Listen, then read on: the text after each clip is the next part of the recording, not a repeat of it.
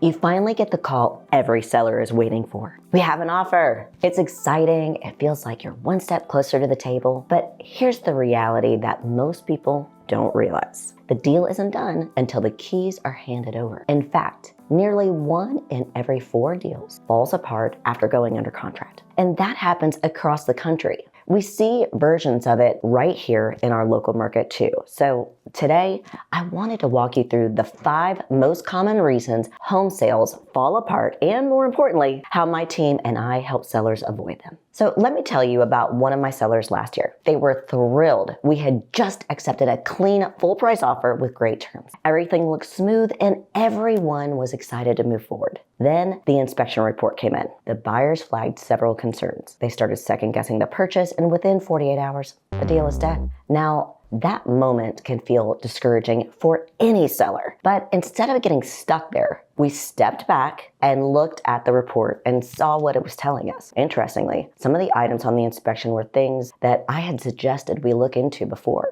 At the time, the sellers decided to move forward without addressing them first, which is pretty common. And after the deal fell apart, they looked at me and said, okay, lesson learned, and let's go ahead and fix it the right way. So that's exactly what we did. We went through the inspection report line by line, made the key repairs that would matter most to the next buyer, and repositioned the home so there would be fewer surprises the second time around. 6 weeks later, we were back under contract and the home successfully closed. Now that experience reinforced something I've learned over the years working in our local markets. Most failed sales aren't bad luck. They're usually preventable with the right preparation and strategy. So let's talk about the 5 issues that we watch for. The first one is home inspections. Inspections are one of the most common deal breakers. Buyers want confidence that there aren't hidden problems waiting for them.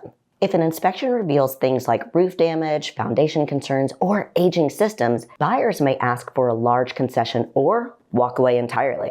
One way my team and I help sellers reduce that risk is by discussing the options of a pre-listing inspection. That allows you to identify issues early, decide what makes sense to repair, and avoid surprises once you're under contract. Now, the second issue is financing. Even buyers who are approved can run into problems. Their credit might change, they may take on new debt, or an underwriter might flag something new during the final review. And this is exactly why we look closely at buyer qualifications before accepting an offer. A strong pre-approval from a reputable lender and clear timelines can make a big difference in protecting your sale. A qualified buyer is great. A verified buyer gives you real peace of mind. The third issue is appraisal gaps. If an appraisal determines the home is worth less than the contract price, the lender won't finance the difference. At that point, the buyer either needs to bring additional cash to the closing or renegotiate the price. This is one of the biggest reasons pricing strategy matters so much from the very beginning. Overpricing can feel appealing at first, but it increases the risk of appraisal problems, renegotiations, and canceled contracts. Pricing realistically from day one tends to attract serious buyers who can actually close. And the fourth reason deals fall apart is buyer hesitation. Sometimes it's not about money at all. Buying a home is a big emotional decision.